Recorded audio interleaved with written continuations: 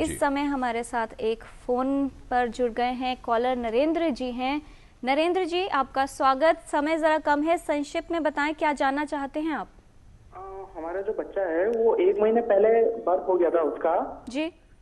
तो वो mother feed नहीं कर पा रहा है अभी, वो 2.5 महीने का हो गया आज। तो पहले तो हम हॉस्पिटल से मशीन से थ्रू कराते थे सर, जी। नोज में से उसको फीड कराते थे जी। नर्सिंग में रखा था। तो अब वो फीड नहीं कर पा रहा, सक नहीं कर पा रहा है यानी माँ का। जी। ये बच्चे का वजन किस तरह से बढ़ रहा है ये देखना पड़ेगा। इसके लिए आप ब्रेस्ट फीडिंग काउंसलर से जरूर मिल लीजिएगा। किसी हॉस्पिटल में भी जाइएगा, ब्रेस्ट फीडिंग काउंसलर के साथ में संपर्क करिएगा। वो आपको बताएंगे क्या करना है और कैसे बच्चा लेगा। कोई वजह नहीं है कि 2.5 महीने का बच्चा इस टाइम पे बच्चा माँ का दूध ना ले पाए। जी, तो अब समय है रैपिड फायर का। आप तीनों के लिए आ रहे हैं छोटे छोटे सवाल और छोटे छोटे जवाब उसके। डॉक्टर सैली, आपसे शुरू कर रहे हैं कि जन्म के बाद सबसे पहले शिशु को शहद चटाना चाहिए। गलत। जी। डॉक्टर सुगंधा, स्तनपान जन्म के कितने समय में अवश्य शुरू कर दें? 1 घंटे के अंदर अंदर जरूर शुरू कर दें। डॉक्टर अनीता, माँ में डिलीवरी के तुरंत बाद दूध पर्याप्त मात्रा में नहीं बनता। नहीं, ये पर्याप्त मात्रा में बनता है। ये थिक पीला गाढ़ा दूध जो है 1-2 ड्रॉप्स ही आता है जो बच्चे के लिए काफी होता है। जी। डॉक्टर सैली, क्या गर्मी के मौसम में नवजात को पानी पिलाने की आवश्यकता है? बिल्कुल आवश्यकता नहीं है। डॉक्टर सुगंधा, स्तनपान से माँ और बच्चे का रिश्ता प्रगाढ़ होता है, यानी बॉन्डिंग मजबूत बिल्कुल, होती है। बहुत ज्यादा बॉन्डिंग डेवलप होती है बेबी को फीड कराने से। डॉक्टर अनीता, ब्रेस्ट फीडिंग से क्या महिला की शेप या फिगर खराब हो सकता है? बिल्कुल नहीं होती, बल्कि इससे वो और सुडौल हो सकती है और जो खराब फैट उसने लिया हुआ अपने बॉडी में वो डिजॉल्व हो जाता है। डॉक्टर सैली, माँ का पहला दूध यानी कोलेस्ट्रॉम बच्चे को अवश्य देना चाहिए। बिल्कुल अवश्य, अमृत है। जी। डॉक्टर सुगंधा, नवजात को स्तनपान के साथ अगर एक्स्ट्रा फीड देंगे तो उसका स्वास्थ्य और भी बेहतर हो जाएगा? बिल्कुल नहीं, बल्कि स्तनपान और कम हो जाएगा, दूध कम आने लगेगा और नुकसान होगा, इसलिए बिल्कुल और कुछ नहीं दें। डॉक्टर अनीता, माँ को एक बार में एक ही स्तन से बच्चे को दूध पिलाना चाहिए। एक बार में एक ही स्तन से और अगली बार में दूसरे स्तन से। बिल्कुल सही। डॉक्टर सैली, अगर बच्चे को स्तनपान न कराया जाए तो क्या खतरा हो सकता है? स्तनपान ना कराया जाए तो अगर सपोज स्तनपान नहीं कराया जाता तो 1% रिस्क होता है। अगर बच्चा ब्रेस्ट फीड करता है 1 रिलेटिव रिस्क है। और अगर ब्रेस्ट फीड के साथ में बच्चे को अगर दे रहे हैं या काउज मिल्क दे रहे हैं तो 3.4% है। और फार्मूला दे रहे हैं तो आ जाता है 5.6% आ जाता है। और अगर अकेला फार्मूला दे रहा है तो 25% का रिस्क आ जाता है।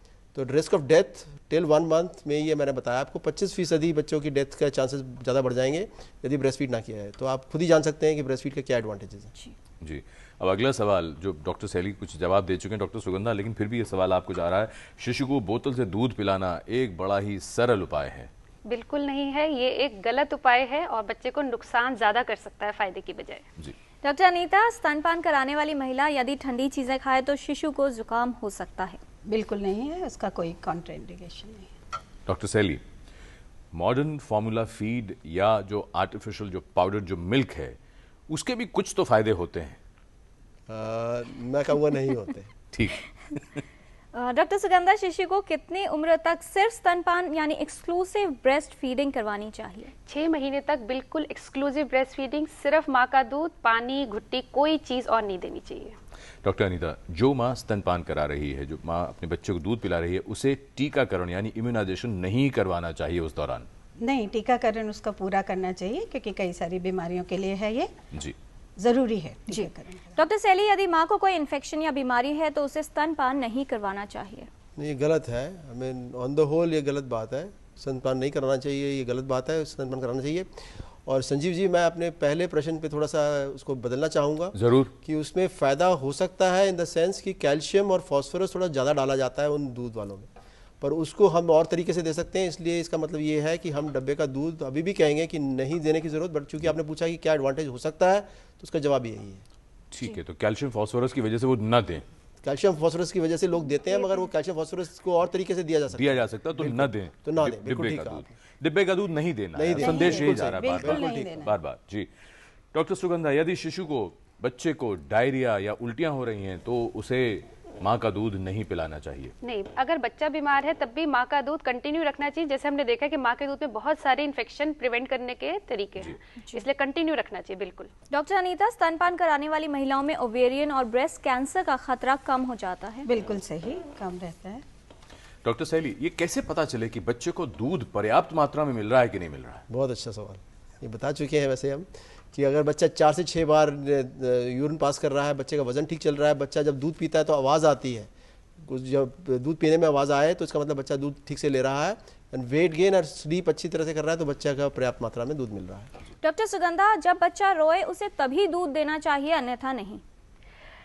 कोई फिक्स शेड्यूल नहीं रखना चाहिए कि 2-3 घंटे में। Should be demand feeding. Demand feeding mean कि जब भी बच्चा दूध मांगे, चाहे 1, 1.5, 2 घंटे बाद हमें डिमांड फीडिंग और कम से कम 8 से 10 बार दिन में दूध पिलाना चाहिए, और रात को भी जरूर पिलाना चाहिए। जी, और रैपिड फायर का आखिरी सवाल डॉक्टर अनीता, आपको स्तनपान से बच्चों में जब वो बड़े हो जाते हैं तो उनमें मधुमेह और उच्च रक्तचाप, डायबिटीज और हाइपरटेंशन का खतरा कम रहता है? बिल्कुल कम रहता है, और देखा गया है कि जो सिर्फ माँ के दूध पे 6 महीने तक रहते हैं उनमें ये सारी बीमारियां काफ़ी कम होती हैं। जी, विस्तार से जानकारी दी है आपने स्तनपान के लाभ के बारे में। इस तमाम जानकारी के लिए धन्यवाद देना चाहेंगे doctor Anita Gupta, doctor Sugandha Arya, doctor Arvind Saili, आप सभी का।